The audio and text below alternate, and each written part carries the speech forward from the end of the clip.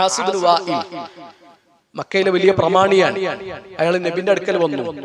നബി സല്ലല്ലാഹു അലൈഹി വസല്ലമയുടെ അടുക്കൽ വന്നിട്ട് കയ്യില് ജീർണിച്ച ഉണങ്ങിയ എല്ലും കഷ്ണമുണ്ട്, അതിങ്ങനെ കയ്യിലിട്ട് പൊടിച്ചിട്ട് അല്ലാഹുവിന്റെ റസൂൽ സല്ലല്ലാഹു അലൈഹി വസല്ലമയോട് ചോദിക്കാണ്, യാ മുഹമ്മദ് അയ്യബഅസുല്ലാഹു ഹാദാ ബഅദമാ അറാ, ഈ എല്ലിൻ കഷ്ണത്തെ, ഞാൻ കയ്യിലിട്ട് പൊടിച്ചു കളഞ്ഞ ഈ എല്ലിൻ കഷ്ണത്തെ അല്ലാഹു വീണ്ടും ജീവിപ്പിക്കുമെന്നാണോ നീ പറയുന്നത്?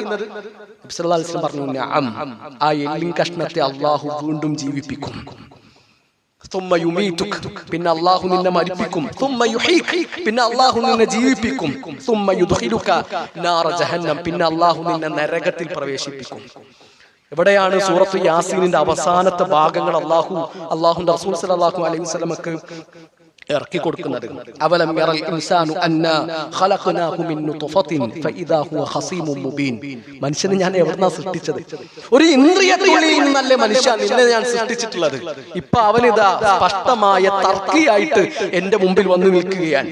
വദറബ ലനാ മസലൻ വനസിയ ഖൽഖ, എനിക്ക് അവൻ ഉപമ പറഞ്ഞു തരികയാണ്.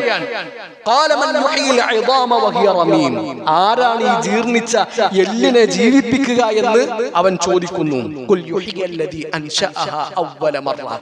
ആരാണ് അതിനെ ആദ്യം ജീവിപ്പിച്ചത്? ആദ്യം അതിനെ ആരാണ് ഉണ്ടാക്കിയത്? അവൻ തന്നെ അതിനെ ഉണ്ടാക്കും. അവൻ എല്ലാ സൃഷ്ടിപ്പിനെ പറ്റിയിട്ടും നന്നായിട്ട് അറിയുന്നവനാണ്. എന്തൊരു ആയത്തുകളാണ് നോക്കി നമ്മൾ, എത്ര ശക്തിയാണ് ആ വാക്കുകൾക്കുള്ളത്.